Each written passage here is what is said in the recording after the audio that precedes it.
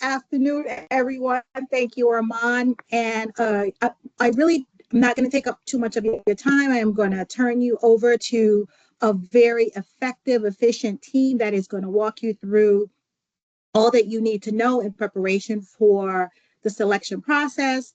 I do want to say thank you so very much for working with us and for us through this very important process. I want to remind you that if you are chosen, this is a very crucial, important role that you will be undertaking. We ask of you to take this with the utmost seriousness and commitment, mostly to this work. If you are unable, after hearing all of what is involved with this undertaking over the next couple of hours and getting any follow-up information, that if you cannot commit 100% to the responsibilities that will be mentioned and discussed thoroughly with you today, that you do not accept the invitation to participate. It really does a great disservice to the applicants, to the process, when we are not able to have those of you that begin with us finish with us. You are very important, if not the most important part of this process. And if you are not told that by others, I am here to tell you, you are instrumental in the funding decisions that are made across this country to so many of the applicants and grantees, students and educators that benefit from these funds. So we ask you to really be thoughtful about your commitment and, where and when you are able to participate. If not today, if not this session, if not this cycle, we will welcome you back at a different time that is better for you. We would rather end on that note than end on the note where we have you in our system as somebody who, proved to be unreliable or, unable to be, committed and accountable to the work. So again, I do gratefully and with warmth welcome you to the time that you will be spending with us through this process. Thank you again. And we hope to see so many of you back in the next couple of weeks as we go through this review. Thank you. Ormond? No, thank you. And I just want to echo everything that Venetia just indicated. The work that you guys do is paramount to our success and, really making these awards and making the decisions, that ultimately end up in the awarding of funds. And so really, really important. You'll hear us stress throughout this presentation today the importance of your availability and your reliability in this process, and you'll understand a little bit more, I think, by the time we end today as to why we will say it so many times. So with that being the case, I'm going to go ahead and get us started. And the best way for me to get us started is by, let's see. Hold on one second. Let me try to control these slides here.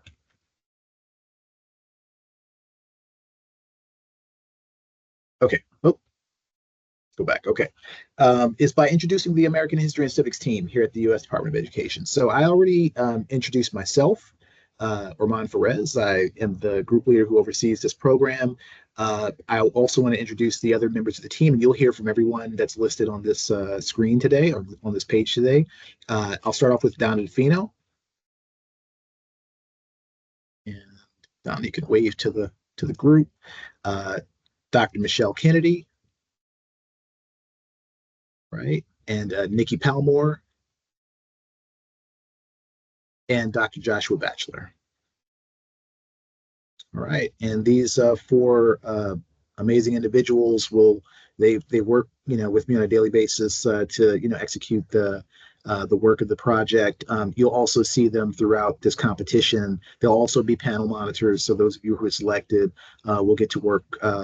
Some of you will get to work with them as well in your panels. And so then I just wanted to take a quick moment also to introduce Manhattan Strategy Group. And so Manhattan Strategy Group is the peer review logistics contractor who will be working with us on this competition. Those of you that have done,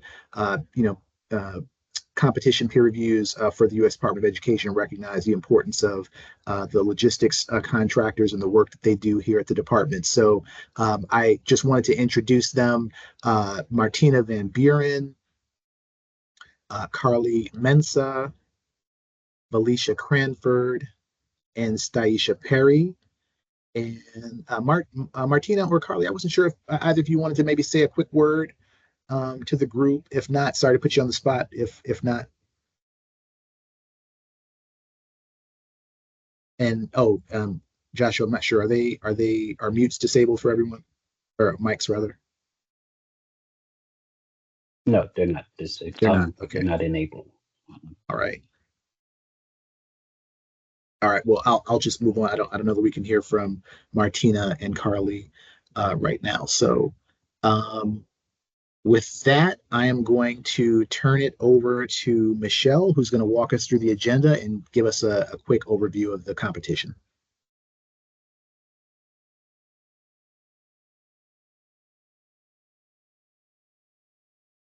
Oh, you're on mute. Hi, everybody. So let's really quick go over the agenda. We're going to start off with a competition overview. We'll talk a little bit about your roles and responsibilities. We'll go over the structure of the review and the timeline that this will take place in. We're going to talk a lot about the competition priorities and selection criteria, which you're going to be using as your reviewers to make point decisions and evaluating and scoring applications. We'll look at the application components and the peer review SharePoint slide site, which is amazing, and you'll be really excited to see that. And then we'll take a little bit of a closer look on the peer reviewer responsibilities and expectations. And then we'll have some time for Q&A, and we'll get you started with your immediate next steps.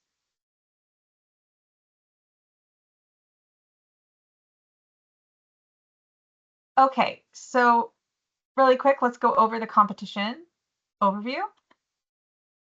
The program purpose and authority is set here. It's under ESEA. It's a Title II program. Its purpose is really to promote new and existing evidence-based strategies to encourage innovative American history, civics and government, and geography instructions. This particular grant is designed to support seminars for educators or students in honor of the 250th anniversary of America's founding. And the program length is going to be about up to 36 months or 3 years. This year, we have $14.2 million available, approximately. We plan to award about 7 to 10 new awards. And the first year estimation of awards is about $500,000 to $1 million per year. We already talked about the length of the project time. These are the eligible application entities, institutions of higher education, nonprofits and for-profits. They need to provide demonstrated expertise in the development of evidence-based approaches with the potential to improve the quality of American history, civics, and government, or geography learning and teaching. We do allow group applications, and there are some rules and regulations that they have to follow in order to do that. And while local education agencies are not eligible to apply, they can partner with eligible entities as part of a group application. Participant roles and responsibilities. And this is for you guys. So there are several key competition roles. You, our peer reviewers, are the foundation of everything we do. Your job is going to be to read, evaluate, and score applications against selection criteria. You're going to summarize your review findings in what's called a technical review form, or a TRF. Panel monitors will facilitate the discussions between reviewers and ensure that review panels maintain their timelines. They'll review draft TRFs before submission and submit them up to the competition leadership team. The competition leadership team oversees the competition to ensure integrity of the review process and the timeline, and they conduct the final review of draft TRFs before they put into G5. Our competition manager works with the competition leadership team to prepare the competition reviews and ensure reviews keep pace with the competition time. And our wonderful competition logistics coordinator works with the competition manager to ensure that peer review logistics are confirmed and peer reviewers are in place to meet the competition timeline. In this case, it's going to be Manhattan Strategy Group. Here are your key peer reviewer responsibilities. You must prioritize your work on their assigned EED review panel during the 4-day review periods. We need you to be ready to work, and we are the priority for those days. Please be prepared for panel discussions. Come ready and willing to discuss those applications. We need you to meet all of your deliverables within the established timeframe. We're going to give you a very reasonable timeframe to complete these things, and we're going to help you make sure that they get done, but we need you to meet those deliverables as well. You are responsible for providing a quality technical review form. These review forms are very important. They are kept as records, and we want them to be as high quality as possible. And of course, during the review process, we want you to conduct a collegial and professional review.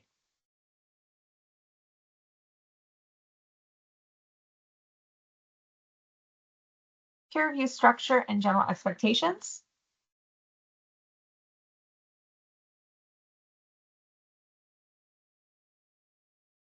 It's a 3-phase review structure. A peer review. Joshua, is it you? I can't see the number. Okay. It is. Thank you for sharing. Okay, Thank you. you. I appreciate it. So I'm going to go kind of over the 3 phases of the review structure. So initially, we will begin with the pre-review. It happens right after you're notified that you're selected. You're confirmed that there are no conflicts and get up to speed immediately within 24 hours. And then you begin your independent reading from July 31st to August the 11th. This is where you will read every application, draft your comments, and assign preliminary scores. Your panel discussions will take place August the 12th through the 15th. We'll come together virtually to compare notes, debate strengths and weaknesses, and finalize each review form. Phase 1 starts immediately after selection. Here's what you need to do in the next 24 hours after you've been notified that you have been selected. You are to scan all applications for conflicts of interest. If you spot any, let your panel monitor know immediately. Finally, visit the competition SharePoint, which we'll go over a little bit later, and review all of your resources, guidelines, scoring rubrics, FAQs, so that you are fully prepared for the next phase. Phase 2 is all about independent evaluation. From July 31st until August the 11th, you'll read and score each assigned application against our selection criteria and competitive preference priorities. You'll draft constructive comments in the Word TRF document. By noon on August the 4th, you will submit at least one completed TRF. You'll join a short midweek check-in to make sure everyone's on track, and you'll wrap up all remaining draft TRFs and submit them by close of business on August the 11th. In phase 3, we'll bring all of your work into a live discussion session. A few ground rules: be punctual, join each team's meeting on time with your camera on, mute when you're not speaking. This keeps background noises to a minimum. Stay engaged, track the conversation, ask questions, and offer constructive feedback. And above all, be respectful. Our goal is a thoughtful, collaborative dialogue. Day 1 kicks off at 10 a.m. Eastern Standard Time. Here's the schedule. 10 to 10:30, welcome and orientation. 10:30 to 12:30, one-on-one check-ins with your panel monitor. 12:30 to 2, final prep for our first round of group discussions. 2 to 4:30, round 1 panel discussions covering 3 to 4 applications.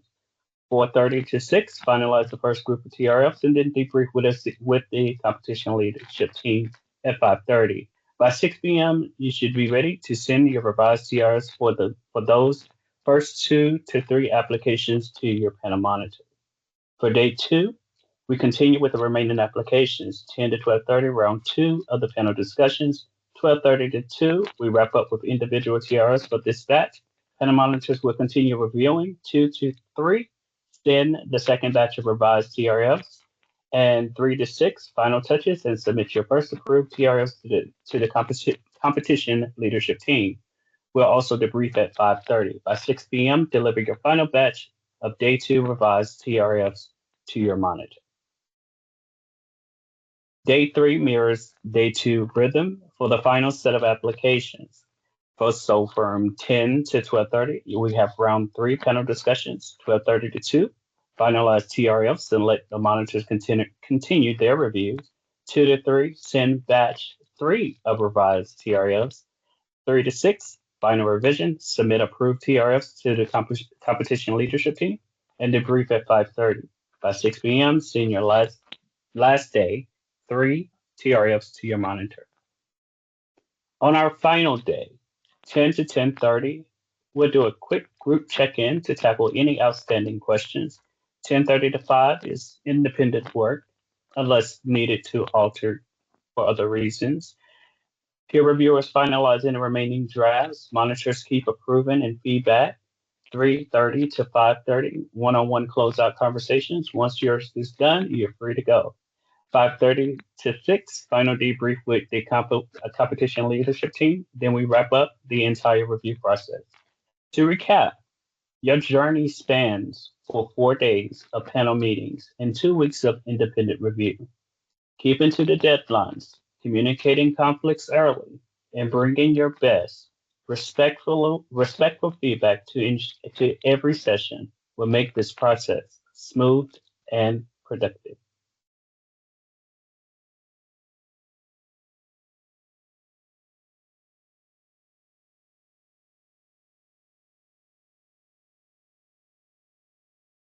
And I'll turn it over to my colleague, Nikki. Okay. Good afternoon. The competition has one absolute priority, which is seminars for educators or students on American history and civics in honor of the Semiquincentennial of the United States of America. And it also has one competitive preference priority, which is civic institutes at institutes of higher education. Under the absolute priority, next.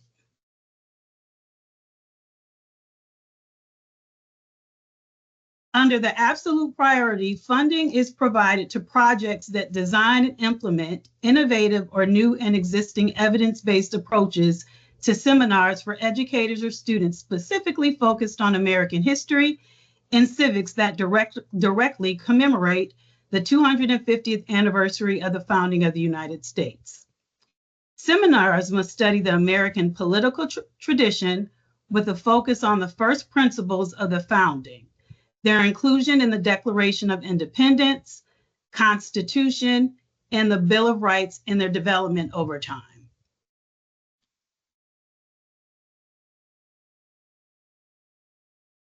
Within their applications, applicants should address the selection criteria. The maximum total score for the selection criteria is 100 points. As a peer reviewer, you will review each application against the selection criteria and competitive preference priority. Points or weights assigned to each criterion are indicated in parentheses, which you'll see in a few minutes.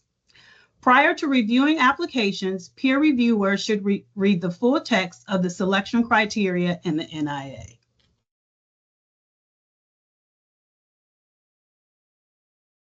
Zero or 10 points are available for the competitive preference priority. 10 points will be given to applicants from institutions of higher education that have established independent academic units dedicated to civic thought, constitutional studies, American history, leadership, and economic liberty. These institutes should demonstrate a sustained commitment to robust civil discourse, the liberal arts, and the study of American history and politics through primary documents. So let's take a look at the selection criteria.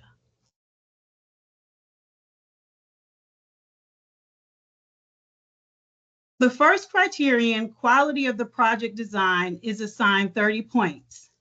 Applicants will be evaluated on the following factors: the extent to which the proposed project demonstrates a rationale that is aligned with the purposes of the grant program, the likely benefit to the intended recipients as indicated by the logic model or other conceptual framework of the services to be provided, and lastly, the extent to which the services to be provided by the proposed project reflect up-to-date knowledge in an evidence-based project component. The second criterion, significance,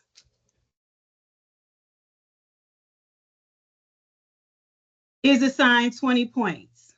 Applicants will be evaluated on the following two factors: the importance or magnitude of the results or outcomes likely to be attained by the proposed project, especially contributions toward improving teaching practice and student learning and achievement. And the second factor focuses on the likelihood that the services to be provided by the proposed project will lead to meaningful improvements in the achievement of students as measured against rigorous and relevant standards. Quality of the management plan is the third criterion, and it's assigned 20 points. Applications will be evaluated on the extent to which the goals, objectives, and outcomes to be achieved by the proposed project are clearly specified, measurable, and ambitious, yet achievable within the project period and aligned with the purposes of the grant program. And the feasibility of the management plan to achieve, I'm going to go back once. The feasibility of the management plan to achieve project objectives and goals on time and within budget, including clearly defined responsibilities, timelines, and milestones for accomplishing project tasks. The last criterion, adequacy of resources, assigned 30 points, is where applicants will be evaluated on three factors: the adequacy of support for the project, including facilities, equipment, supplies, and other resources from the applicant or lead applicant organization, the extent to which the costs are reasonable in relation to the number of persons to be served, the depth and intensity of services, and the anticipated results and benefit. Lastly, the extent to which there is a plan to incorporate the project purposes, activities, or benefits into the ongoing work of the applicant beyond the end of the project period.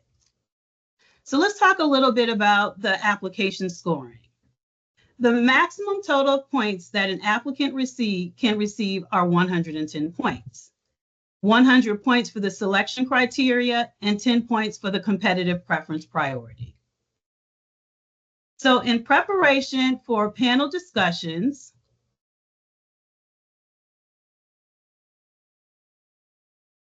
peer reviewers should have all of the peer reviewer materials in an active G5 account.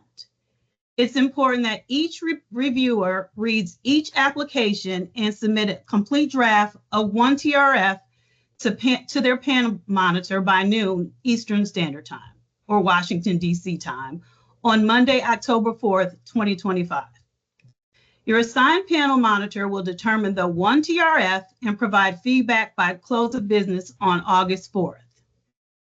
Peer reviewers should incorporate the feedback by the panel monitor when completing the remaining TRFs and be prepared to participate in a thorough discussion of each application with the members on their panel. Now I'm going to turn it over to Armand, who will discuss evaluating and scoring applications. Thank you, Nikki.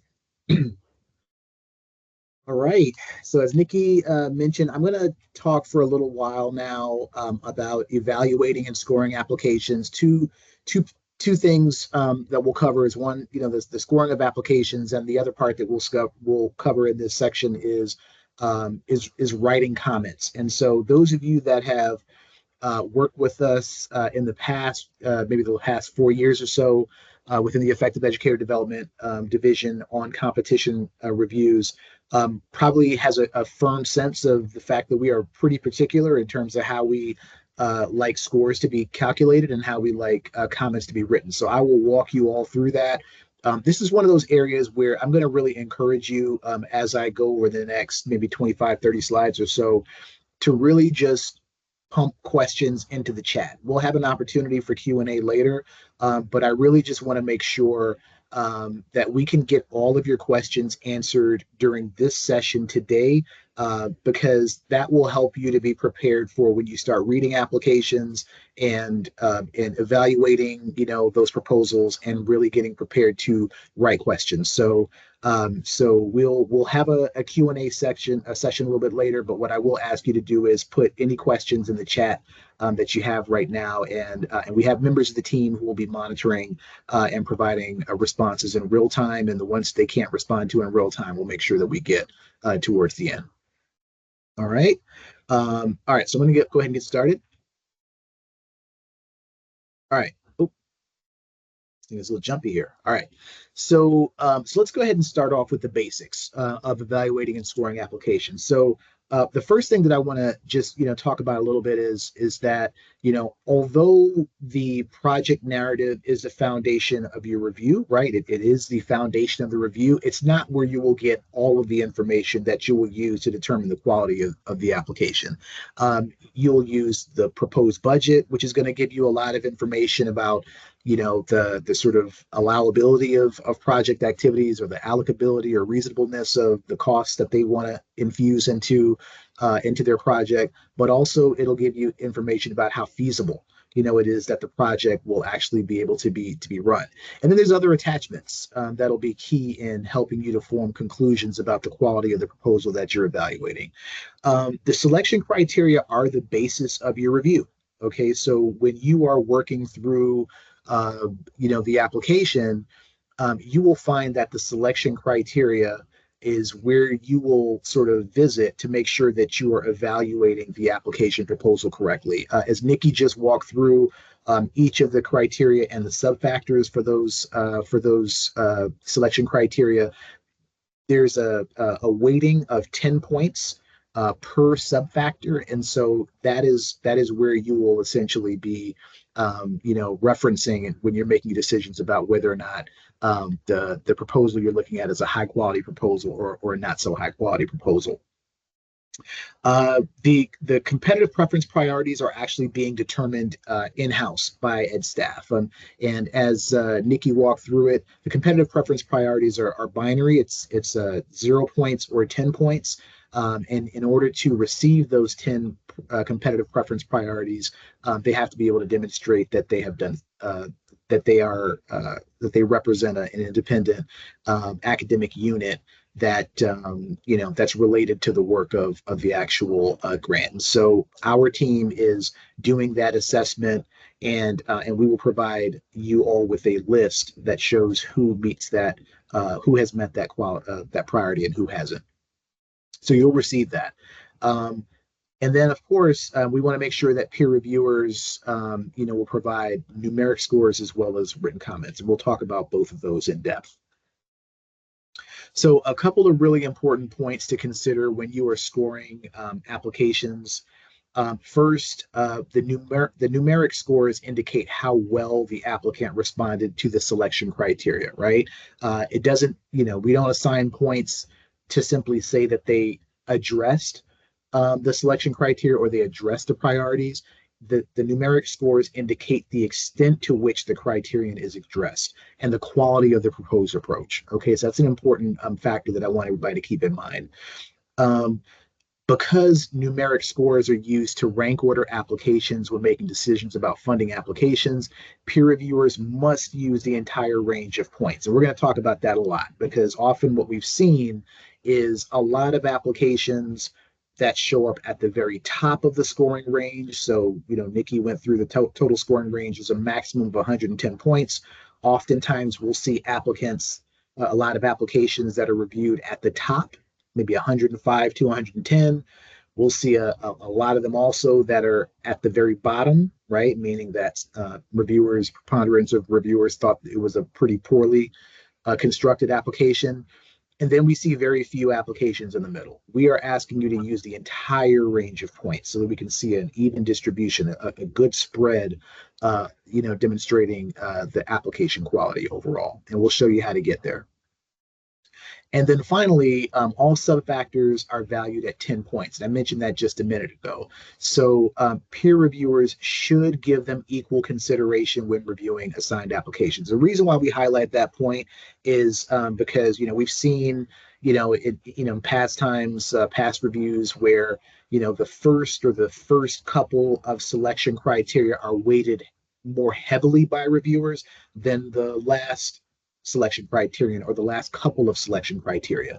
And so we want you to look at every selection criterion and every subfactor equally. Give it the same amount of consideration, because each selection criterion, each selection subfactor, is as important as the last. Okay. All right, so we're going to get into scoring now. And the first thing that I want to do is just really introduce to you the evaluation tiers. There's 4 evaluation tiers, the first of which is just not addressed. Okay, and so basically what it says is that the applicant did not address that particular subfactor. There's no indication of them having addressed it in the application. The second tier is limited, means we'll break each of these down in a moment, but it basically just means that it was addressed in a limited way. Adequate obviously means they address it adequately, and then exceptional, of course, is it's pretty ideal. It's exceptional, and we'll talk a little bit about what that means in relation to the scores that you're going to give as well. So as I mentioned before, if you are acknowledging or identifying that a subfactor was not addressed, okay, that means that the applicant did not address it. It's pretty self-explanatory, but it also means that all 3 reviewers and your panel must agree that it's not addressed. If you find it to be not addressed, and 2 of the other reviewers are able to show you that it was not addressed, then you should not stick with that initial assessment that it was not addressed. Okay. And the reason for that, which we'll talk about a little bit later, is because when something is not addressed, you cannot give it points. Okay. So we don't want to punish an applicant by giving them 0 points for one of the reviewers when 2 of the other reviewers find the thing that is supposed to be addressed in the application. When we identify a subfactor as having been addressed in a limited fashion, okay, it means that it may address all the components of the subfactor, but overall, it provides an inadequate discussion, okay? In some instances, there may be alignment with the project's vision, but the alignment is not consistent. Okay, and what that ultimately means is that questions remain about how the approach for addressing the subfactor will impact the project's implementation. When something is limited, we give it points. Okay, we give it a minimum of 1 point, but we might not go very far beyond that. Okay, we give it at least 1 point because it was addressed, but then we have to make an assessment as to whether or not it deserves more than 1 point. When we identify something as having been adequately proposed or addressed, basically we're saying it definitively addresses all components of this subfactor. Okay, remember, limited, it may address all components. When it's adequate, we're saying it does address all components of the subfactor. We're also saying that it shows consistent alignment with the overall vision of what the proposal or what the applicant is trying to accomplish. We're saying that it describes how the proposed project will be implemented, okay? And we're also saying that it describes the impact that the approach for addressing the subfactor will have on the overall project's implementation. And then finally, when we're saying that a subfactor has been addressed in an exceptional way, we're saying that there are absolutely no weaknesses. Okay, there's nothing that you can pull apart. There's nothing where you can say, well, they could have done that better. We're saying it has no weaknesses. we're saying it exceeds the adequate level. If adequate means they checked all the boxes, we're saying that exceptional means they created more boxes and they checked those too. Okay? It substantially uses evidence to address all components of the subfactor. It includes detailed timelines and examples where appropriate. We're saying there's a robust implementation plan, and they have a plan to start on day one. Oftentimes, when we get applications from grants, it's obvious that they're trying to build in some time to sort of get started and get ready. Maybe 3 months, maybe 6 months, maybe the first year of the project. We're saying that they are ready. If the grant is awarded on September 30th, they're ready on October 1st to get started with their project. And then we're also saying that it demonstrates that they are able to demonstrate a record of success for the proposed project activities, meaning that this is work that they've done before. They're describing for you in the proposal the types of successes that they've experienced, and they're showing you how they're going to be able to translate those past successes into future success. All right. So I'm going to show you the scoring guide that you all will be using when you're looking at your scoring for subfactors. So as I mentioned before, out of a possible 10 points in every subfactor that you will be looking at is worth 10 points. Okay, we've simplified it for you all. There's no more 7 points for this one and 8 points for that one and 15 for the next. Every subfactor is worth 10 points. If you were saying that it was not addressed, as I mentioned before, they will get 0 points for that subfactor. There's no way around it. Okay, I'm going to jump to the opposite end, okay, and look at exemplary. If you're saying it's exemplary, they're going to get full points. Okay, and if you're going to give them full points, and we'll talk about comments, when you're writing your comments, you should be justifying in your comments, you should be glowing as to why you gave them an exemplary rating. So let's jump back to limited and adequate. If you are grading them or rating them in the limited range, if you're using that limited tier, they get between 1 point and 4 points. Okay, as little as 1, they get at least 1 point, as I said before, for addressing the subfactor, and a maximum of 4 points. And if it's adequate, they get a minimum of 5 points, which pushes it out of the limited range, and a maximum of 9 points, which keeps it just under the exemplary range. Okay, your job as peer reviewers, and the reason why we have you here, is to utilize your subject matter expertise to figure out exactly where they fall. You have a point range for limited and a point range for adequate. And so we want to find out if they're limited, to what extent are they limited? Okay, are they fully limited and we're only going to give them 1 point? Or are they partially limited? Or is it's not quite adequate, but it's better than fully limited. All right, you're going to have to be able to make those distinctions and use your professional judgment to come up with the exact, appropriate point range. And remember, before I said we want to make sure that we're using the entire scoring range. So everything can't be exemplary or not addressed. Okay, you're going to have to utilize the 9 points in between exemplary and not addressed to find the exact appropriate place for you to assign points for these for these proposals. All right, so we can talk about that one a little bit more, and we'll also have some questions. But the first thing that I want to do is I want to talk with you a little bit about the importance of building your score. Okay, and so what we really sort of hang our hats on in the Effective Educator Development Division is the importance of making sure you are starting from zero and building your score up to the appropriate level. Okay, we started doing this about 3 or 4 years ago because what we noticed in our peer review interactions with grantees is that, or with peer reviewers, is that peer reviewers were starting at the top and they were taking points off as they saw fit. And what that was doing is, it was, as I mentioned before, it was leaving all of the scores at the very top of the range.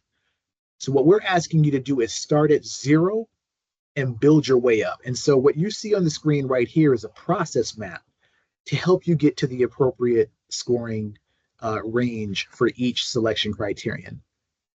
And it's a 3-step process. And the first thing that you're going to do at step 1 is, as I mentioned, you're going to start at 0, and you're going to ask yourself the following question.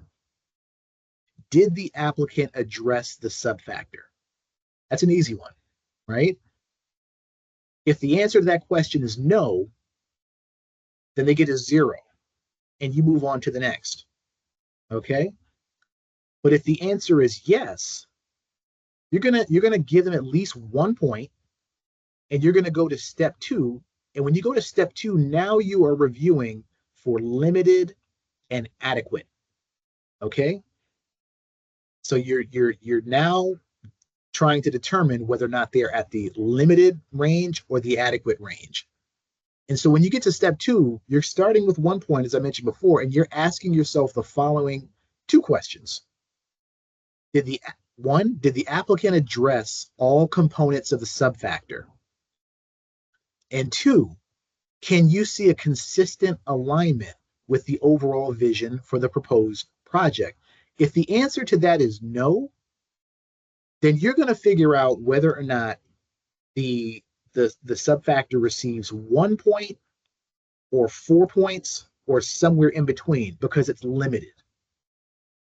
Okay? It's at the limited range. But if you could answer yes to those 2 questions, then you're moving on to step 3 to review for adequate now or exceptional. And when you get to step 3, you're going to ask yourself the following questions. 3 questions this time. Is the response free of weaknesses or areas for improvement? Like I said before, like, is it like nothing else that you could ask for? Is substantial evidence provided to support the response? And then finally, would you consider it a model response? And if you can't answer, if you answer no to those 3 questions, then you're going to stop in the adequate range. Okay? And there's nothing wrong with being adequate. Adequate's going to get you between 5 and 9 points, or get the applicant between 5 and 9 points for that selection criterion subfactor. And your job as the peer reviewer, using your professional judgment, is going to be to determine what is the most appropriate place between that 5 to 9 range. Is it closer to 5? Is it closer to 9? Is it somewhere right in the middle? You're gonna make that determination for us. But if the answer is yes, then you should be giving them full points. The answer is yes to those 3 questions, I should say. You're going to give them full points, and we're going to rate them as exceptional in that space. All right. And so again, what I just want to highlight here is we are starting from 0, and we're following a process to get to the correct number of points, to make sure that they're within the appropriate tier. Once you have the tier figured out, then it's really up to you to use professional judgment to figure out what is the right amount of points within that tier. Okay? Am I close to the low end? Am I close to the top end? All right? And if there are questions about that, we should have some time to go through, any questions that you might have in the Q&A section, but just want to kind of make sure that we talked about that a little bit. All right. So really quickly, I'm not going to spend a lot of time on budget, but I do want to just take a really, really quick moment to talk about the budget, because you will see it. As I mentioned before, that is a part of the application, and it's a really, really important part of the application. Our team will examine the budget before awards are made. Okay, before we make any awards, we will do what we call a pre-award budget review, where we go line by line. We look at the budget, we determine appropriateness, we determine feasibility, reasonability, all that kind of stuff. And in a lot of cases, we make budget reductions based on what the proposed budget is. Okay. What you all will do is you'll be reviewing the budget as well, but from a sort of a feasibility standpoint, to determine the extent to which the proposed activities that are listed in the application's project narrative actually match up against the budget that they're requesting, right? If they're asking for pretty straightforward, simple activities that don't cost a lot, to implement, then why are they asking for $1 million? You might ask, right? Or if they have a really comprehensive, large scope, project proposal, but they're only asking for $50,000 per year, then you might say to yourself, how is it possible that they're going to be able to implement those activities? And so what we're asking you to do as you are reviewing the proposal and reviewing the budget is to really focus on these three principles that you see right here: allowability, reasonability, and necessity, right?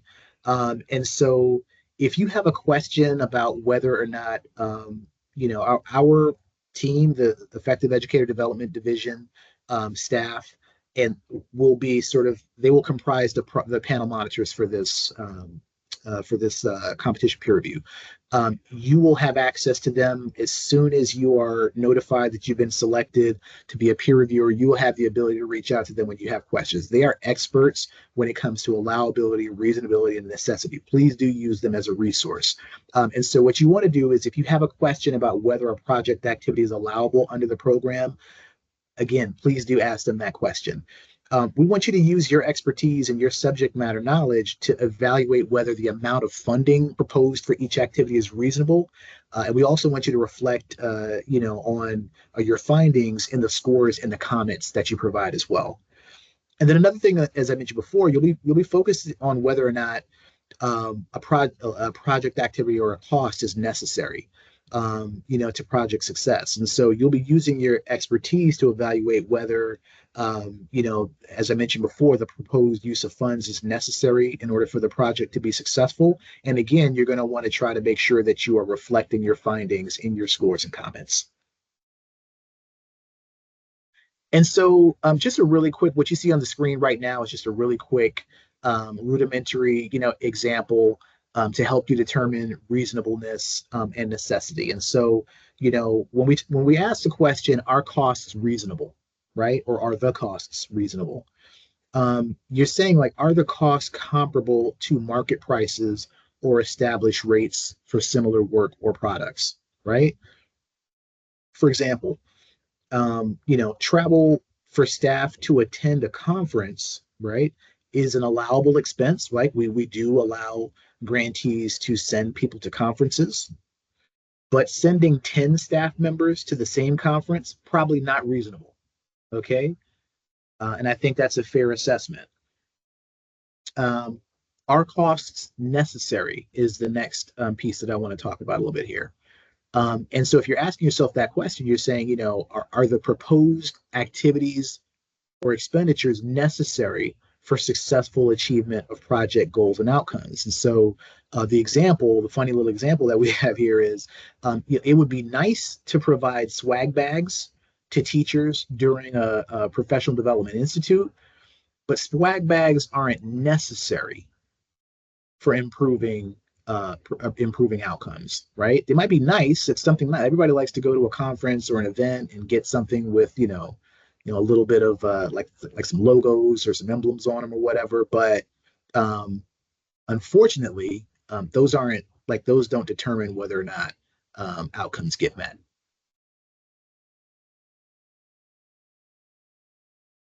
All right, so I'm going to talk to you a little bit about the how you'll see the budget, how it'll be presented.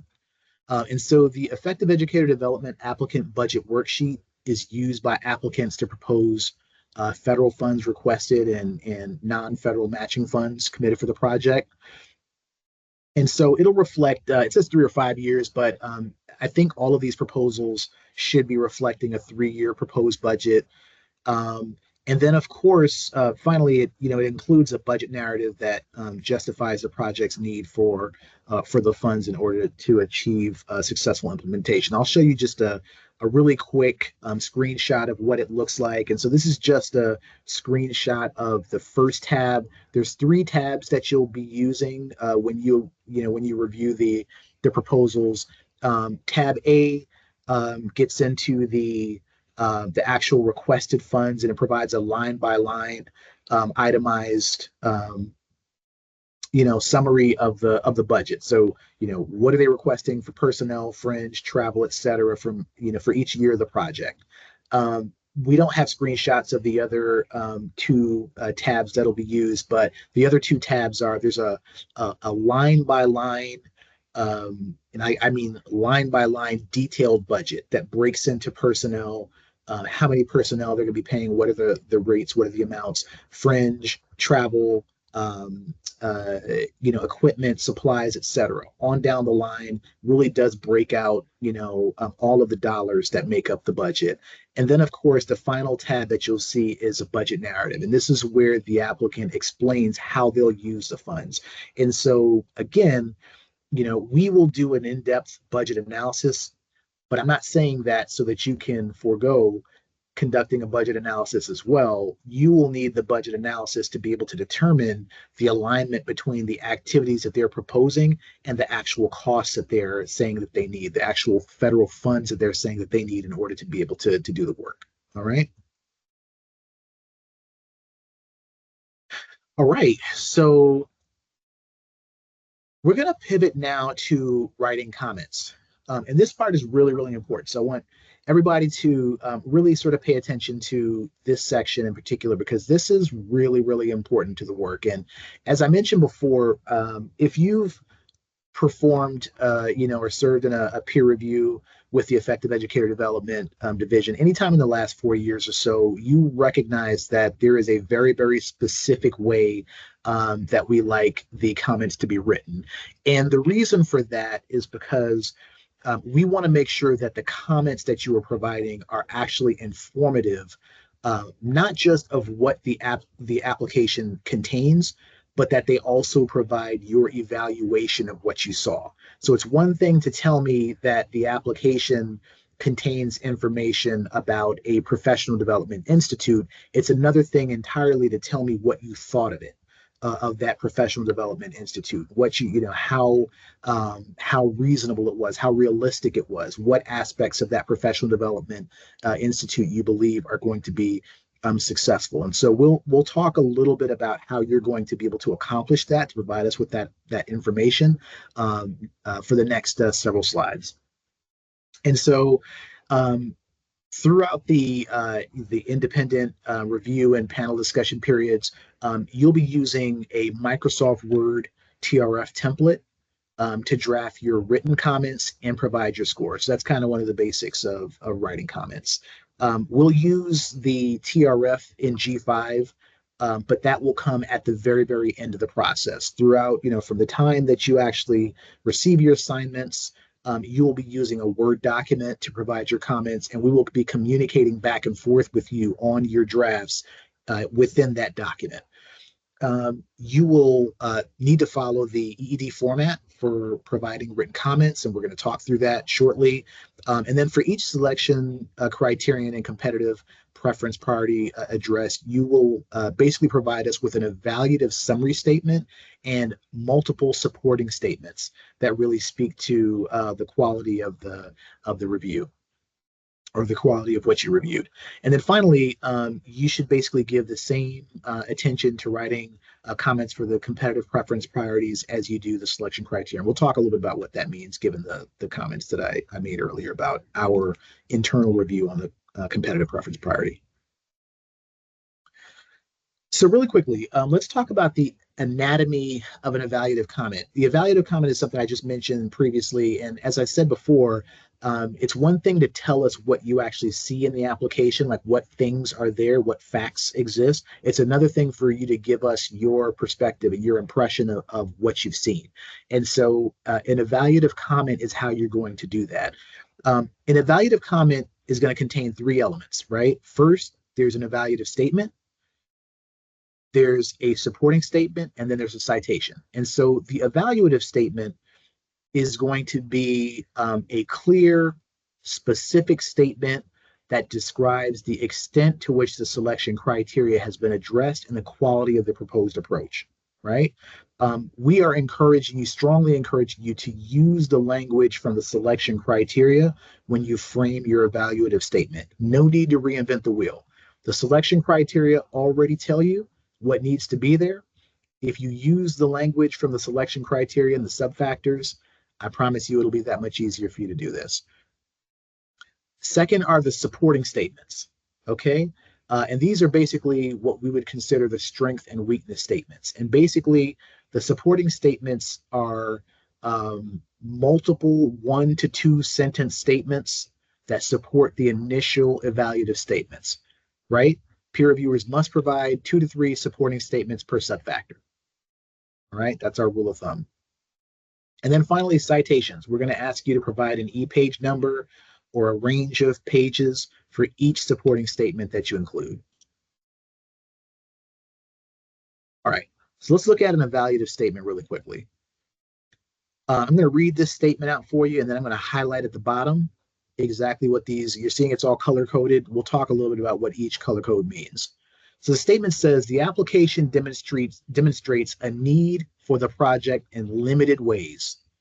It identifies specific gaps in its services and how the proposed project will integrate with or build on similar or related efforts to improve outcomes. However, it is unclear whether the proposed project is part of a comprehensive effort and whether its design is adequate to successfully address the needs of the target population. And so when you look at that, you see there's a red section, a green section, and a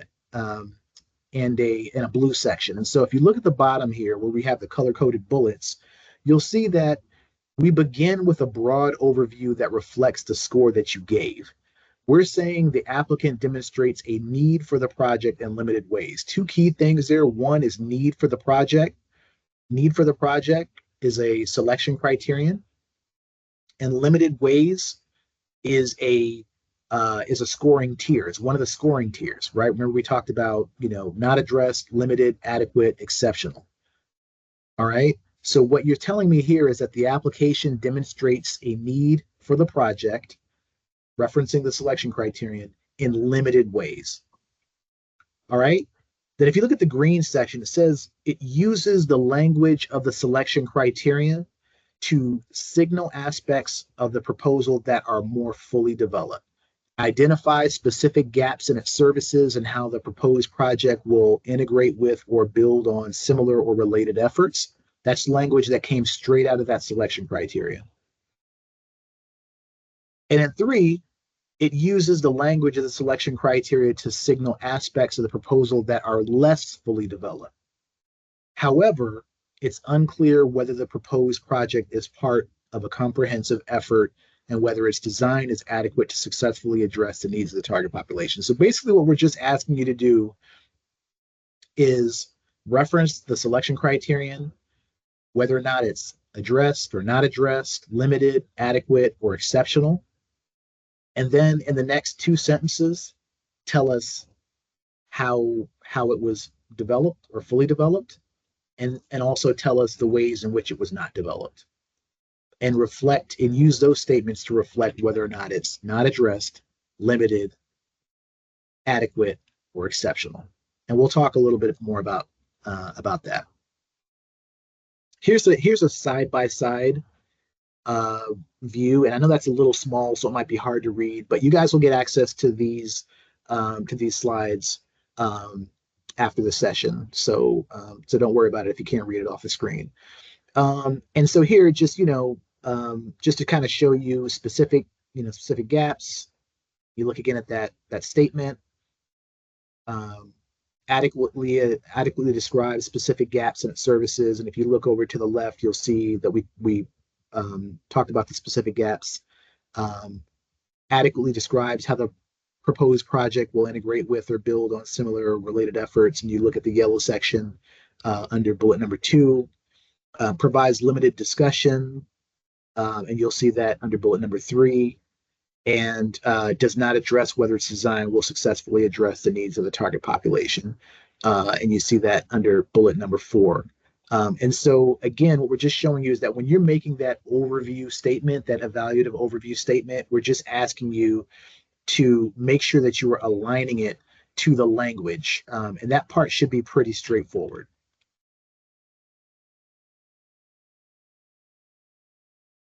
Let's just look really, really quickly at supporting statements. Okay, supporting statements. Like I mentioned before, the supporting statements are the strengths and the weaknesses. These are very, very brief statements. We're not asking you to write a lot for these. But what we are asking you to do is to follow this particular format. And so, as I mentioned before, for each selection criterion subfactor, you're just writing 2 to 3 supporting statements that tell us about what you saw and the quality of it. And so here's a strength statement. Basically says the proposed professional development program will improve instruction by providing teachers with multiple opportunities to practice using the newly created online repository in real time. And we find that on page E35. And so basically what you see here is that if you look at the 4 bullets, you'll see that it highlights a critical project component, 1. You'll see that it describes the positive impact the highlighted project component will have. You'll see that it explains why you as a reviewer believe it's going to have that impact, right? So you're using your professional, judgment and your professional expertise, subject matter expertise. And then you're telling whoever reads this TRF after you finish drafting it, where they can find that information. Okay?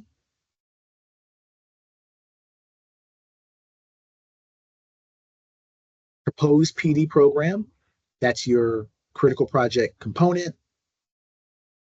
The green section, it'll improve instruction. You're saying this is what the positive impact will be. The reason why you feel like that is because it's going to provide teachers with multiple opportunities to practice using the newly created online repository.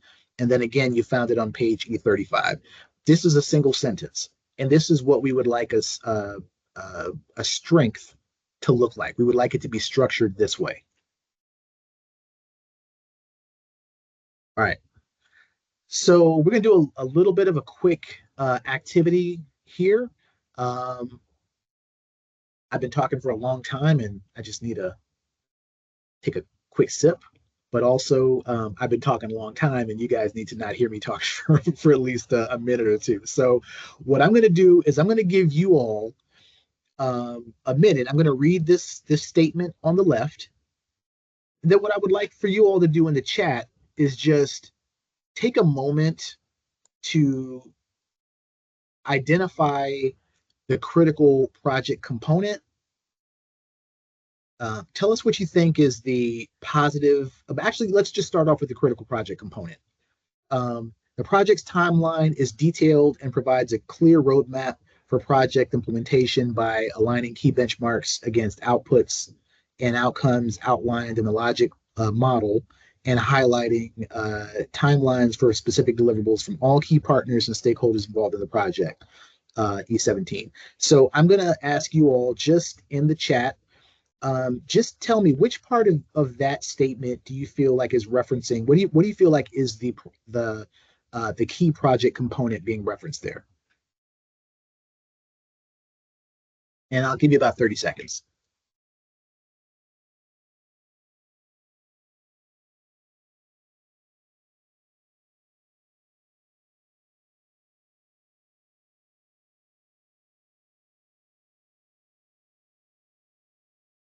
Okay, I see some people say the project timeline. And someone said, should that say logic model? Yes, it should say logic model.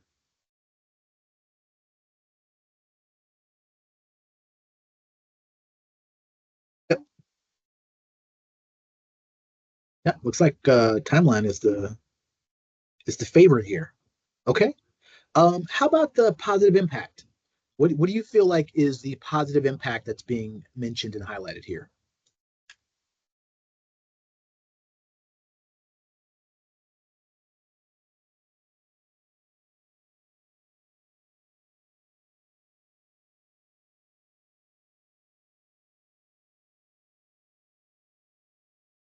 Absolutely.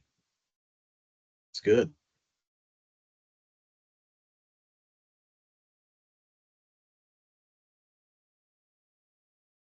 Like what I'm seeing. Love the involvement.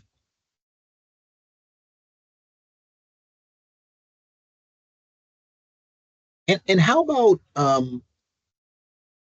where do you see why the author believes it'll have that impact? Where do you think that's noted?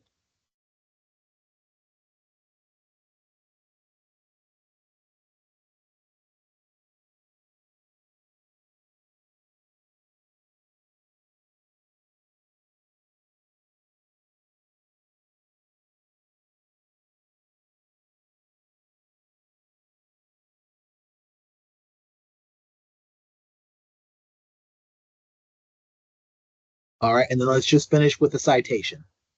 Where do we see the citation?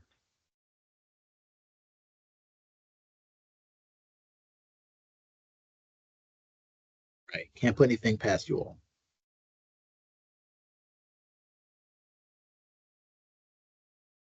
All right, so here are the answers. If you look at the section on the left, and I think most of you were right? Like the project's timeline is the critical project component that's being mentioned in this strength statement, right? They have flagged that there's something noteworthy about the project's timeline. They're saying it's detailed, right? And they're saying that the impact of it will be that it provides a clear roadmap for project implementation. That's a good thing. That's something that we want to hear, right? It's something noteworthy that should be highlighted and flagged as a strength.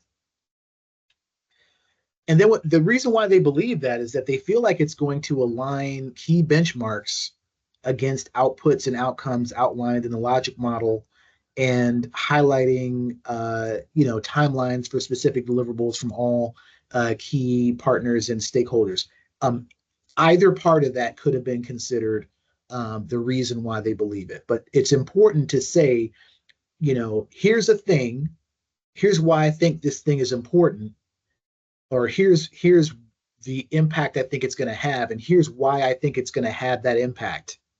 And then, of course, the citation is E117. And I think everybody got that right. So, guys, all give yourselves a big pat on the back. I think you all did a fantastic job. I think I saw the answers that we were looking for just from just about everyone.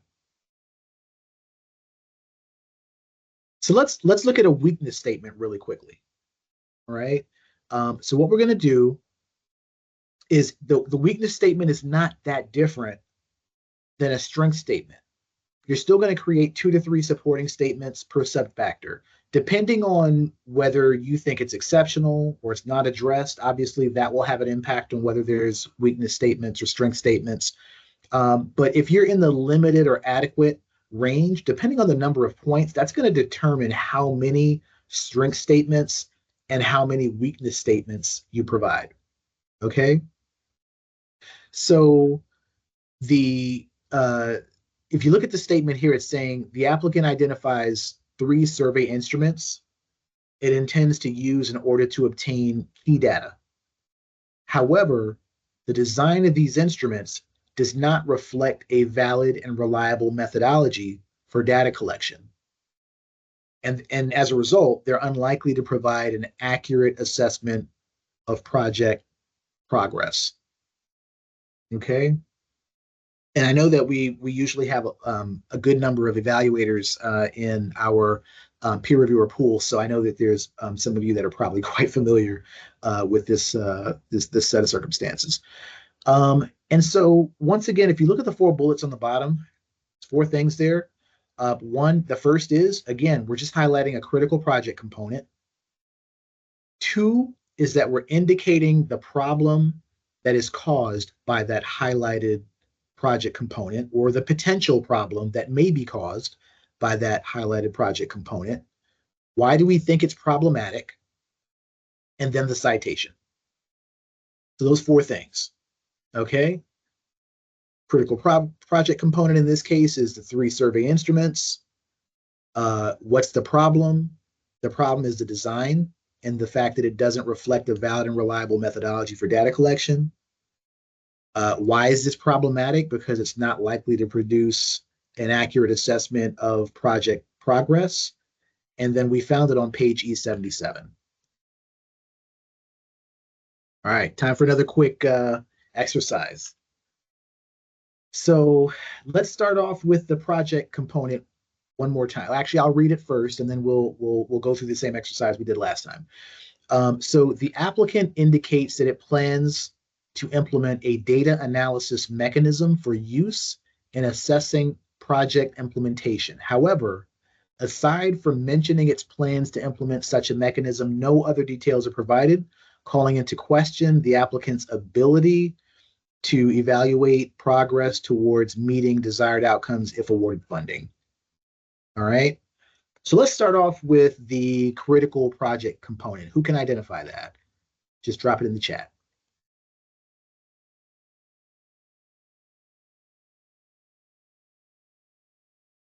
Okay, I see a lot of people are indicating it's the data analysis mechanism.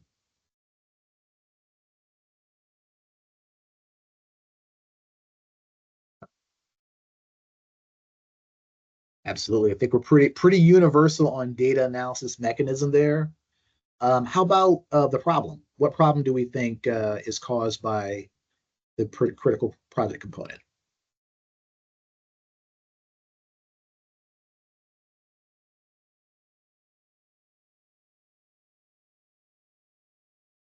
Lack of details. Yep.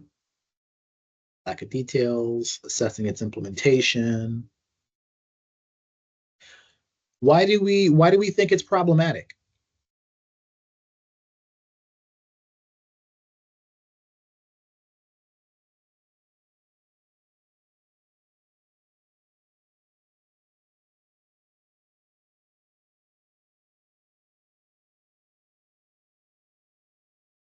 Yep. Right. Excellent. Thank you for all your responses. And then finally, what's the citation? I feel like that's the easy one, though. I have to give you at least one easy one.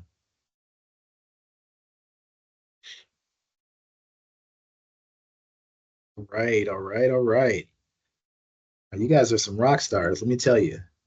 Okay, so here we are. Here are the responses. And so, yeah, I think you guys were on point with this one. Yeah, the critical project component is the data analysis mechanism, right, for use in assessing project implementation.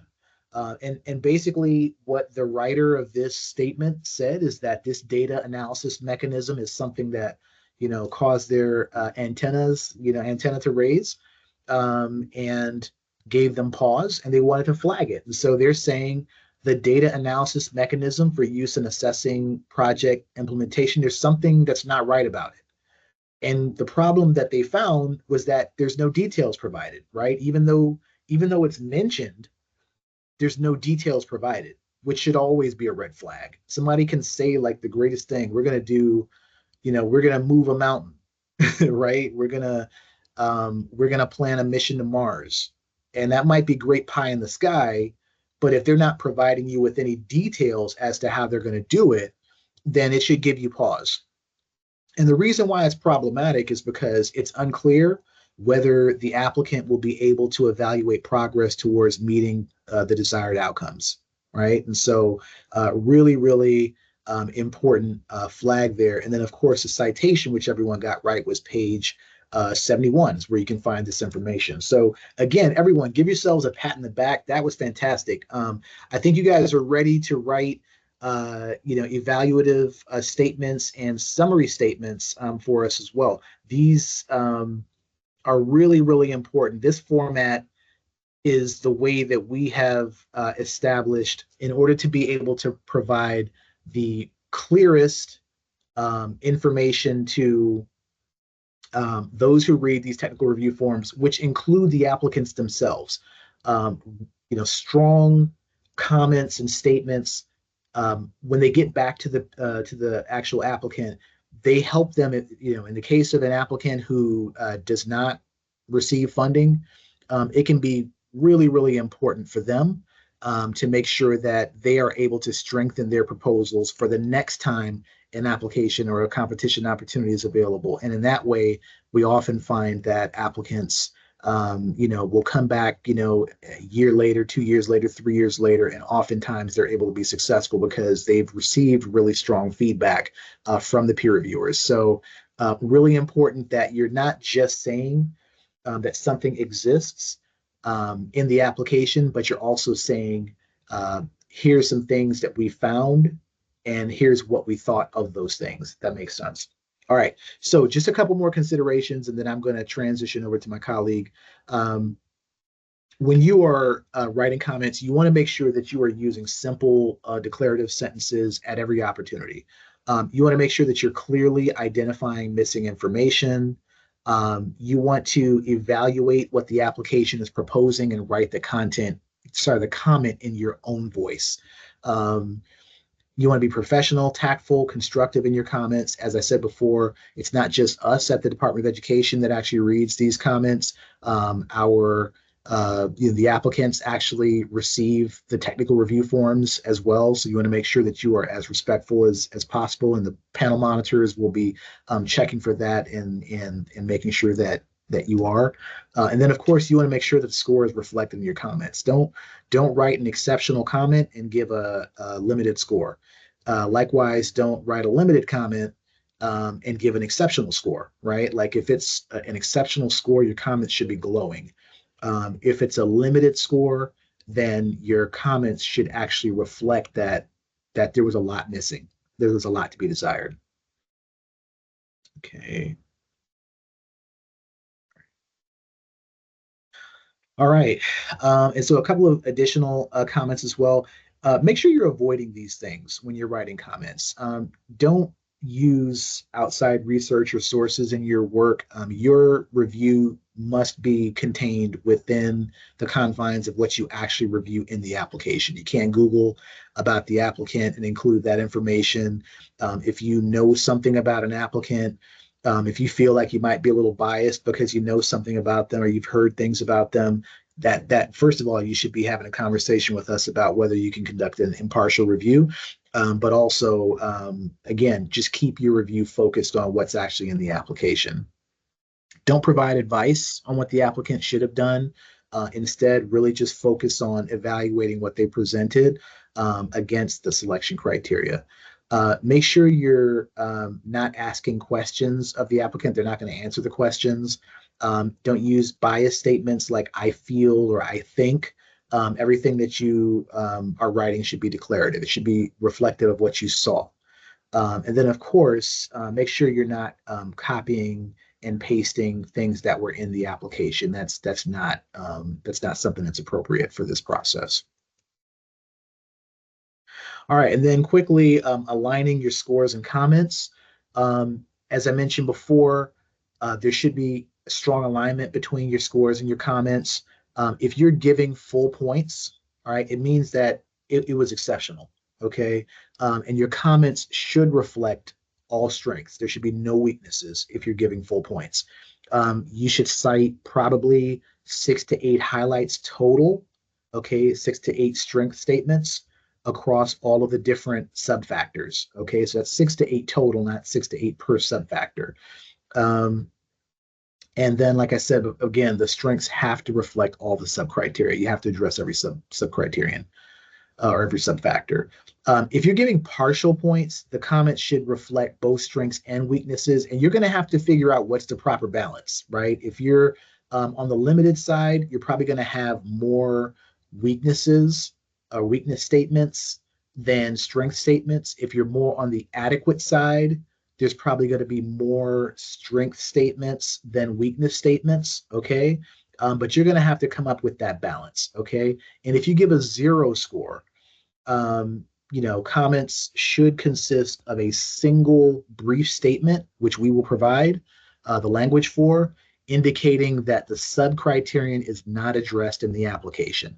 Like I said before, all 3 reviewers have to agree that the sub-criterion element is not addressed. We can't have a situation where one person gives it a 0 and other people give points, okay?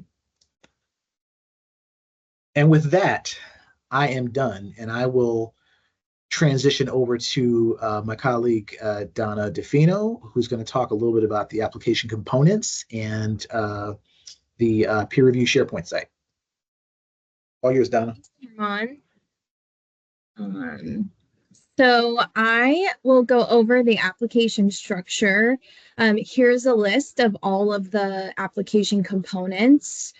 Every single application has all of these sections in the same order. and you can use the table of contents at the beginning of each PDF to easily go back and forth between sections during your review. Part A is just all of the required forms from the Department of Education, like who the applicant is, where they're located, who the project director is, things like that.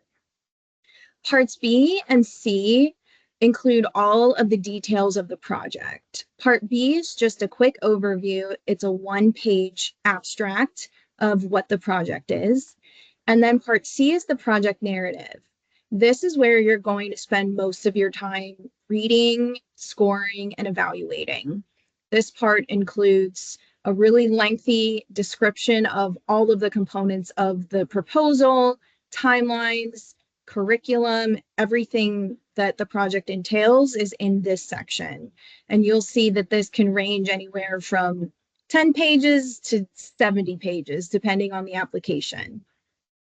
So after the narrative, Part D includes the budget worksheet. And this is the worksheet that Armand mentioned earlier, where you'll see each category and how much funding they're requesting in each area. The last part is E, and this includes all other attachments. And so here you'll see things like the resumes of the key personnel who will be working on the project, any letters of support or memorandums of understanding from partners, things like that. You might see a logic model. The other important part that you'll see in this section is the documentation of the applicant's demonstrated expertise in American history and civics. And so, of course, that's a really important part. And so during your reviews, we ask that you look at all sections and all documents. But as I mentioned, the bulk of your time is going to be spent in Part C, the project narrative, because this is where you're going to find all of your evidence for your scores and for writing your TRFs. The other thing I want to talk about is SharePoint. And so SharePoint is a web-based platform that allows us to share information and documents really easily with everyone. It's kind of like Google Drive or Dropbox for those of you who are familiar with those platforms. And so we have always used this in the past. This is where you'll find links and documents, things like the link to the Federal Register, the notice inviting applications, the link to our American History Program website. You're going to find your panel information here, the other peer reviewers on your panel. You'll see a copy of these slides there. And another important document you'll see is the peer reviewer guidebook. And it's just a really lengthy document that includes details of everything we've presented here today. So these are all of the documents, and this is the way that we have always used SharePoint in previous reviews. But I want to emphasize this next point, especially for those of you who have done reviews with us in the past. And so we are making a change to how you write and how we collaborate on your TRF reviews this year. And so in previous years, peer reviewers work on their TRFs, they save them, they name them, and then they attach them all to an email. They email their panel monitor. The panel monitor downloads them, saves them, adds comments, reviews, attaches them back to an email, back and forth. And so this is just a really inefficient way to collaborate. So the biggest change this year is that all writing of TRFs and all reviewing and editing of TRFs is going to be in SharePoint. And so you're not going to download TRFs, you're not going to save TRFs, you don't have to email them or attach them to an email. Everything is going to occur in SharePoint. And like I said, this is going to be an efficient way for us to collaborate with you back and forth so that we don't have to worry about dozens of documents, naming, versions, things like that. And so here are a few snapshots of what the initial setup process will look like. And if you've done this before, you are probably familiar with this. First, you're going to receive an email from your panel monitor that says your panel monitor has shared a folder with you. If you're peer reviewer 1, 2, or 3, that will be the name of the folder. When you click on the link, it will take you to a page to verify your identity. You'll have to type in your email address and click next. And then once you click next, you're going to get another email. In the next email, you'll receive a code.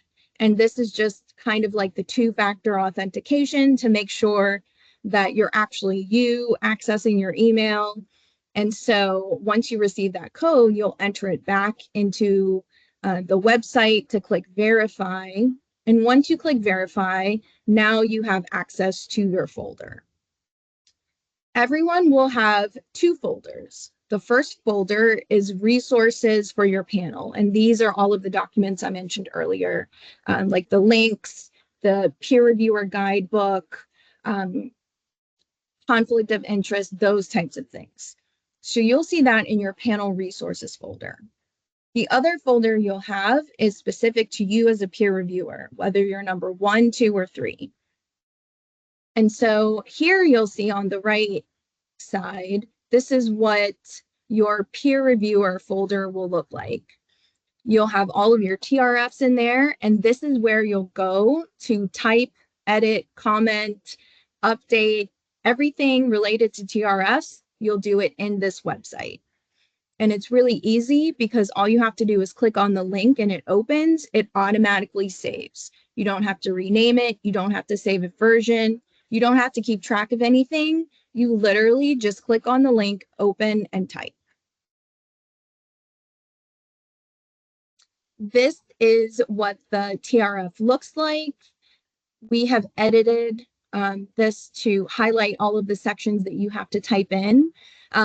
Things like your name. We need to have your name at the top of your TRF. Who the applicant is, and the last 3 digits of the PR award number, which you'll see on the bottom of every single page of the application. You'll need to input your scores, both in the table at the top and also throughout the document. And like Orman just reviewed, this is where you're going to type your overview statement and your strengths and your weaknesses.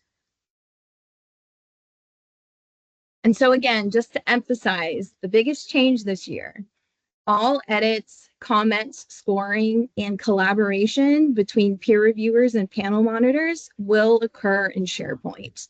Do not download anything, do not edit it separately, save it, email it. Everything is going to happen in SharePoint. When you have updated a document, when you're finished, you'll just need to notify your panel monitor, whether that's an email or a text. The nice thing about SharePoint is that it does automatically save, so you don't have to worry about saving. But once you have finished editing a TRF, you'll want to make sure to notify your panel monitor so that they can go in and read it, add comments. Your panel monitor will also add comments and feedback in SharePoint. And so you'll want to make sure that track changes has been enabled throughout the entire document and process. If you're unfamiliar with how to use track changes or comments, there are tons of tutorials online, YouTube videos, or on the Microsoft website about how to use track changes. It's pretty straightforward. But this is also an important part of the review because we as panel monitors need to see the progression of your TRF. We need to see that you addressed the comments and the feedback that we left. And so track changes needs to be enabled throughout the entire process up until the final version when it's been cleared by leadership and you can save the final version. We're really excited about this change this year. It's going to be really easy. It's going to take away all of the clumsiness of emailing and saving, and you know, it can just get really messy and inefficient. And so we're super excited about this change for this year. And so now I'm going to hand it back over to Orman. All right, as though people weren't tired of hearing me, you get to hear from me for another few minutes. But I will say it was really nice seeing all the enthusiasm for that change. It's a subtle change, but we just know from our work over the last several years that the emailing of information and TRFs back and forth is just an easy way to lose documents. It's an easy way for us to be reviewing the wrong document and to lose control over versions. So this seemed like one of those kind of why didn't we do this 5 years ago type of things. But really, really happy, and especially since the department transitioned a few years back to using SharePoint, internal SharePoint. Really, I thought that was a great move, but this just kind of takes it to that next level. So all right, so a couple things I just wanted to do is just take a little bit of a closer look at the expectations and responsibilities of peer reviewers. So I'll go through a few slides here, and then after that we'll have time for some Q&A. And so just a few pieces here that are important. First is just prioritizing the EED panel review. Peer reviewers must be available from 10 a.m. to 6 p.m. for all 4 days of the panel discussion period for panel calls and TRF reviews. And I know that's a little bit different than what some of you may have experienced in other peer reviews, where it's might extend over a 2 or 3 week period of reading and writing TRFs, et cetera, and discussions that might happen sort of periodically over that 2 or 3 week period. Here we will give you 12 days or so to read applications, and then there will be 4 days of revising TRFs that have already been drafted, discussing, negotiating scores, and coming to, some level of consensus. So that 4 day period is key. As Venetia said in the beginning, if you find that, from the 12th to the 15th of August, I have a graduation I have to attend, or I have some kind of an event, or, our family reunion is going to be taking place, but I can sneak away to work on this peer review, probably you're going to want to bow out now, and we will not be mad at you. In fact, we would congratulate you and be grateful for you letting us know ahead of time, because it really does disrupt the process when we have to replace somebody later on in the process. So if you've got some kind of a conflict like that, please do feel free to reach out to me directly, reach out to a panel monitor, or reach out to the peer review logistics contractor, just to let somebody know that this is something that you feel like you're not going to be able to do. Let's move on to the next one. Oops. Okay, so preparing for the panel discussion. So when you're preparing for your panel discussion, you want to be ready to justify your original applicant scores and share evidence, data, page numbers, et cetera, to support your justification. Okay, you want to be able to prepare. You want to be able to provide a couple of reasons to support your score if it changes 5 to 10 points. And oftentimes, what happens is when you're reviewing applications individually, you don't know what the other reviewers are, how they're scoring their applications. You might think something is really great, and then another peer reviewer, another member of your panel says, you know what, no, this was really terrible, and they didn't really explain this, and they didn't explain that, and that happens, right? And then your opinion changes, and you want to change your score. So you have to be ready to sort of revise your score in a way that reflects any change, revise your comments to reflect any change in the score, okay? Timeliness of deliverables is another thing that we want to make sure that, that you're aware of as well. You definitely need to provide us with confirmation of no conflict of interest within 24 hours of receipt of applications. It happens every time that we send the applications, someone doesn't read or review scan all of their applications. They're not necessarily aware of the full list of applications. And then they find out when they're reviewing their 8th application, of the list, or their seventh application, that there's somebody there, or a person there, or an institution that maybe they have a history with, or some kind of something that would look like either a real or perceived conflict of interest. And that's really that's why I should say it's really important to just quickly scan those applications within 24 hours of receiving them, so that you can let us know that either you're clear to go, or that we need to have a conversation about one of the applications. It's much easier for us to take an application from your panel and exchange it with another panel, because there's a potential conflict of interest on the front end than it is on the back end after the other panel has reviewed all their applications already. As I mentioned before, you're going to submit draft TRFs for review at the benchmarks. This is during the panel discussion period. That's going to be really important. If we can stay on task for each day of the panel review period, it makes sure that we don't get crushed on the back end with lots and lots of TRFs being received all at the same time. And so there will be a group of about 3 of us on the second level that will be reviewing TRFs before we clear them, clear them in order to be entered into G5. So we need you to submit them when we ask for them to be submitted, right? First day, there's a group that should be submitted. Second day, there's a group. Third day, there's a group that should be submitted. And if you can follow those timing benchmarks, that'll be super helpful for us.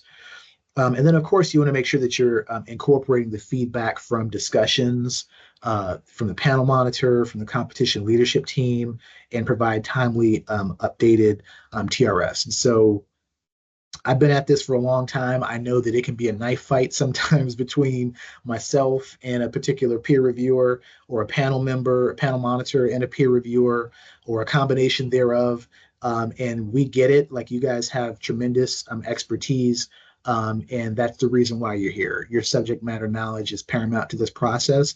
But it's important that if we're providing you with feedback, that you're being really thoughtful. And I know it can be difficult when you've got feedback from 6 different TRFs, and sometimes it seems like it's a little bit insurmountable. And that's the reason why what we're asking you to do is, like, we're going to give you timely feedback on your technical review forms.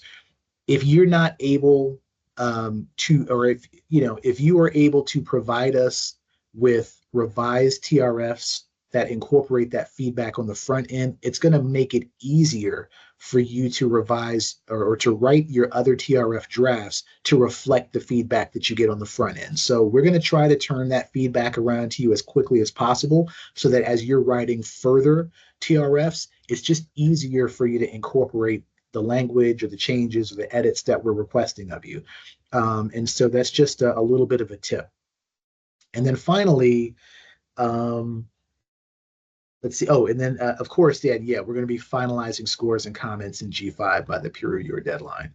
And then just a couple of things on the quality of the technical review. We are going to be asking you to ensure comments clearly articulate your findings from your review of the applications. And I'm not going to spend any more time on that, because we spent a lot of time talking about writing comments.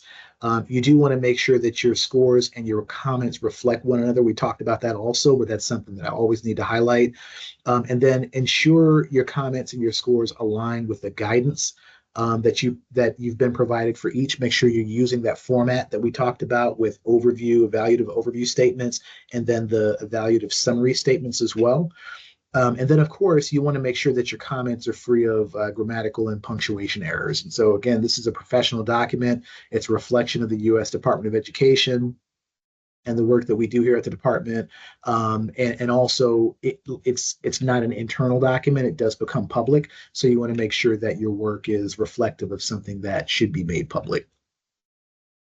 And then, of course, peer reviewer conduct. And so, Joshua talked about it earlier, prompt attendance, full engagement on all scheduled panel call meetings. Make sure that you're closely following the guidance and instructions when you're conducting the review. You want to provide professional, respectful feedback, respond positively to feedback received. And then, of course, we will take peer reviewers' conduct throughout the review process into account when we're making decisions about whether or not to invite individuals back for future reviews. Talked a little bit about reporting conflicts of interest. Conflicts of interest violate federal ethics rules. They also compromise the integrity of the overall review. So that's one of the reasons why it's so important that you review those applications as quickly as possible. You must avoid all real or apparent conflicts of interest while conducting the technical review. If you see a name of somebody who was your college roommate 27 years ago, but you haven't seen them or talked to them since, still let's have a conversation about it. It doesn't necessarily violate the sort of rules around conflicts of interest, at least that on its face doesn't. But maybe you have an affinity for that person that you feel might make you unable to be impartial as a reviewer. So we want to just have that conversation with you about that. And then within 24 hours, you want to, as I mentioned before, alert your panel monitor that there's no COIs. If you fail to report a CUI, your work will be, invalidated, and you won't be compensated for time spent if there turns out to be a COI later. So again, let us know ahead of time. And then I think we might have the wrong link there, but basically, you can visit the competition webpage to hear about what constitutes a conflict of interest. Confidentiality, we do not discuss information in the applications outside of the department during or after the review process.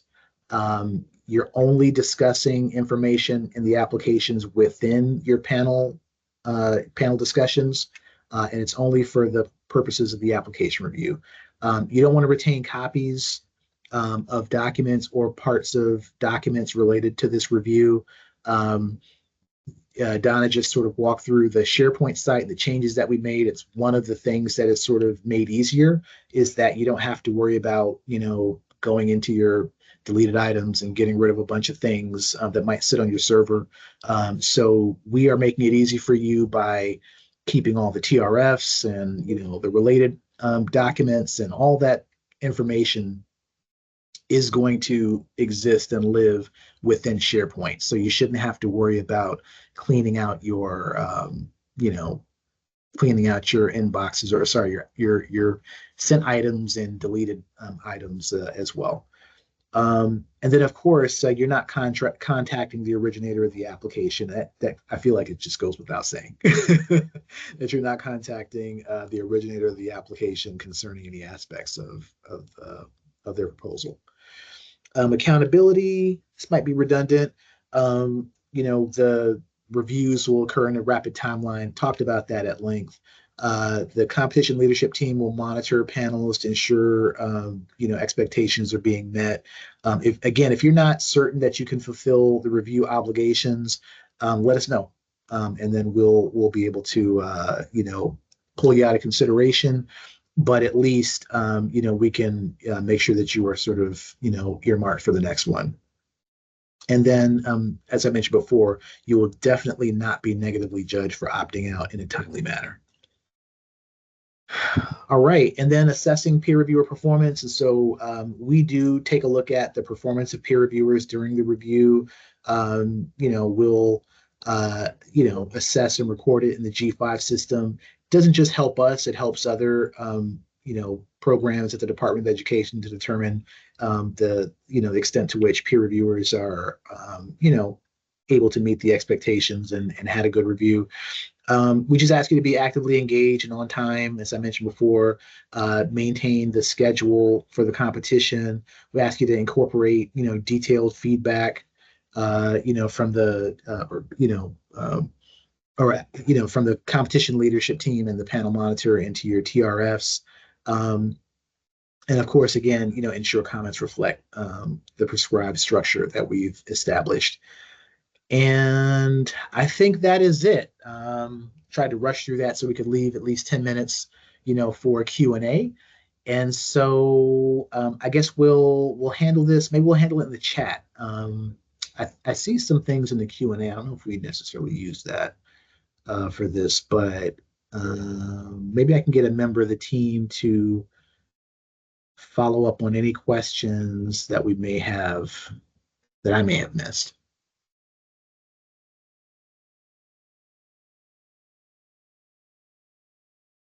Orman, a lot of people are asking about how soon they will be notified if they are selected or not. Got it. Okay, that's perfect. Thanks, Donna. So we've already started to notify some individuals, and we will, I want to say probably by no later than the end of the day, Monday, uh, maybe midday on Tuesday, be notifying the remaining individuals for the panels. And so we'll basically notify like three statuses basically. You've been selected as a panel reviewer. You've been selected as an alternate reviewer. So those of you that have done this before kind of know what the alternates are. An alternate is basically somebody who's kind of in line waiting in the event that the initial group of folks that have, or somebody from that list of initial groups, initial people steps aside, and then there will be a waiting list after that. So there'll be a list of those who've been selected to be on a panel specifically, those who are alternates, and then those who are on a waiting list. Okay. Any other questions?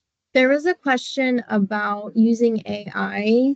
Are they allowed to use AI to finesse their responses? I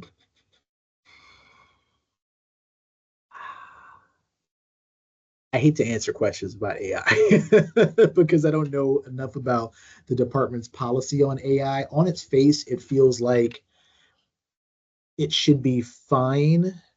Obviously, as long as the AI exists within a contained environment, and I have to get some clarity on that one, honestly, because I don't know. Just when we think about like confidentiality,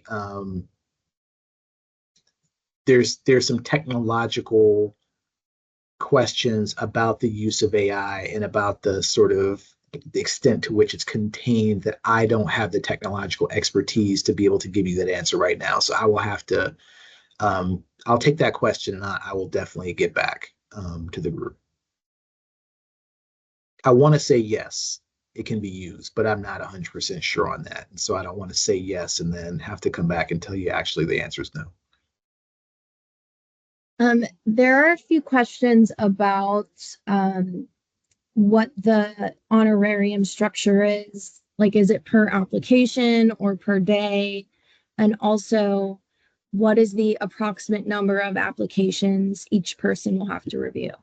Yeah, that's good. Good, really good questions. Yeah, the application, the honorarium structure is $300 per application. And I'm blanking on what it is for alternates, but for peer reviewers, it's $300 per application, and we're expecting about 8 applications per panel, depending on the number of panels. Sometimes there's a panel that might have like 1 extra application, so maybe there's a panel that gets 9, but we're targeting 8 applications per panel right now. Let me get back to you on the honorarium structure for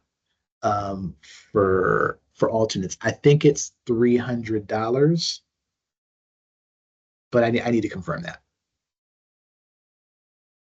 There are a few comments from peer reviewers who have done this for other offices, and a lot of people are saying no to AI. Just yeah, okay, yeah. See, so thank you. Yeah, that's good. Yeah, and I don't know if they're saying that just because they're like, just don't do it, or like they've heard from our OCIO, Office of the Chief Information Officer, and they've said no. But that to me probably sounds like the safest way to go about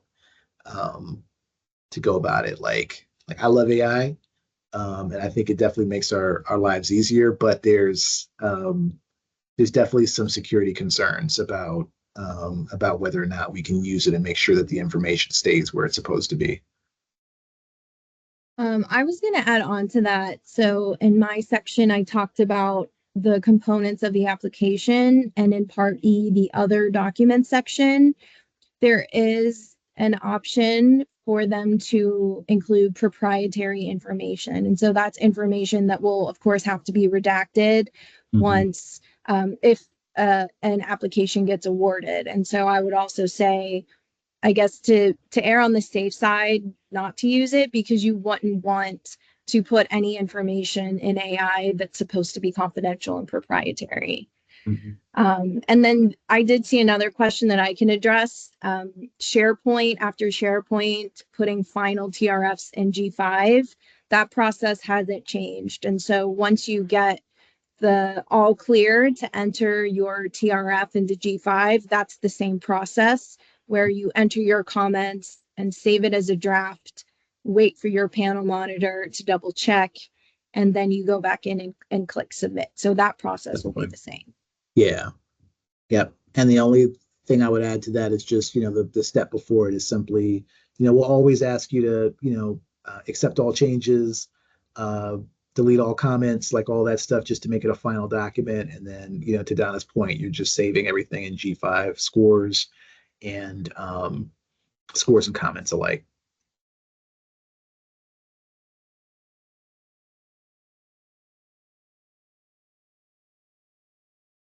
There's a question about $300 per application, and then is there additional there's not additional compensation for the days. It's $300 per application is the compensation.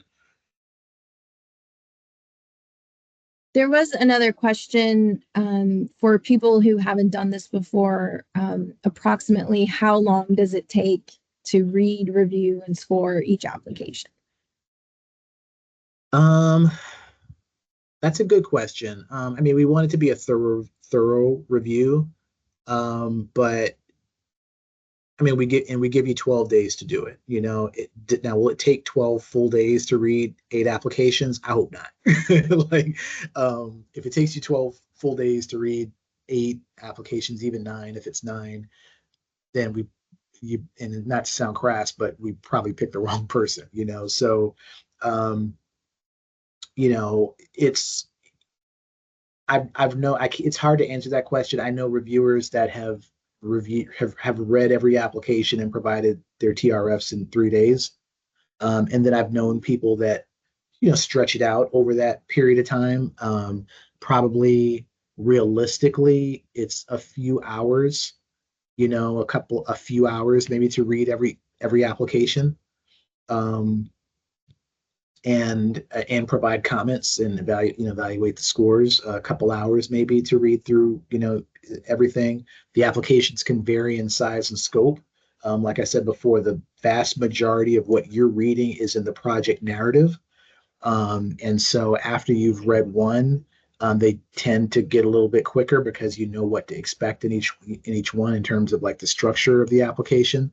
But yeah, that's kind of the best answer I can give. There's not really an amount of time that it takes to do it, but it really does vary by person and by that individual's process.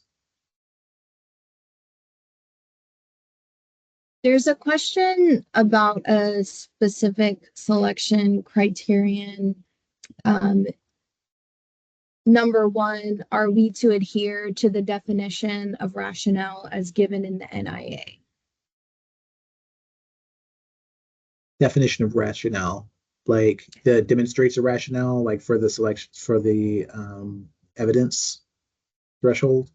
Yes, for like quality of project design. Quality of project design. Yeah. Yeah, absolutely. Yeah, I mean, there should be a logic model, basically. And that's essentially what the demonstrates a rationale evidence tier is suggesting, is that it should be based on a logic model. There are at times applications that don't include a logic model, but they include a description of the conceptual framework upon which the project proposal is based. And so we've sort of presented that to our legal counsel, our program attorneys before, and they've said that's fine. They hesitate to disqualify an application that doesn't that doesn't have a logic model, but describes the conceptual framework that it's based on. So yeah, So you may see one, or you're going to see more applications that have logic models than ones that don't. But in the event that you see one that doesn't, you should still be able to gather the basis for the project proposal based on what they've described. Okay, So maybe. Oh, go ahead. I there's know one we're question. just real quick, Nikki. Sorry, we're right at 2:59 right now. We've got a couple more slides available. If you guys want to hold with us for a few moments, that would be great. Maybe we could take one or two more questions and then we can just pivot so we can finish. And want to be respectful of everyone's time. Go ahead, Nikki. Someone had a question about the role of the alternative or the alternate. Oh, Reviewers. After this training ends, you will likely receive an email with an update on your status, whether you've been selected for a panel review, an alternate reviewer, or you're on a waiting list. If you are selected, you'll receive follow-up communications and include your panel assignment, a link to that competition SharePoint file, including the applications and other resources, and an email from your wonderful panel monitor introducing themselves and requesting your availability for a progress check-in. After receiving your assignment. So once you've gotten that email, within 24 hours, please review the resources and competition materials and scan your applications for any potential conflicts of interest. Notify your panel monitor of conflict of interest status and ensure that your G5 account is active and that you can access the TRFs online. By August 4th, we expect you to have read and evaluated the applications, and you will complete one draft TRF and email it, or actually work on it to the SharePoint file to your panel monitor by that deadline.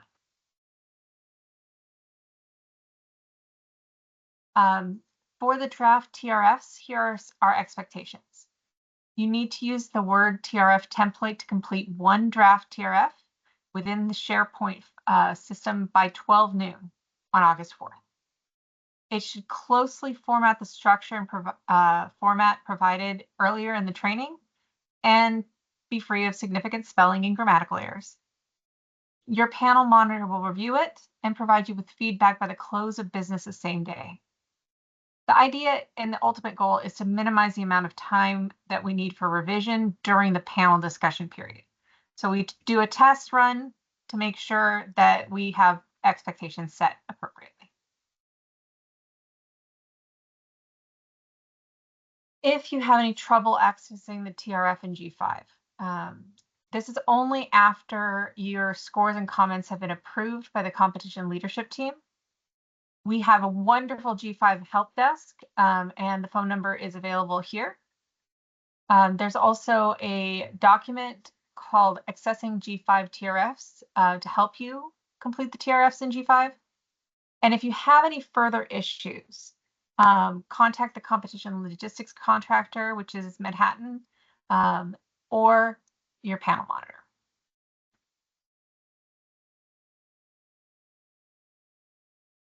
And thank you guys for hanging in with us. We really appreciate it. thank you, everyone. Thank you for the extra 6 minutes. And thank you. We're really looking forward to working with you, and we will be in contact with you all in the short term.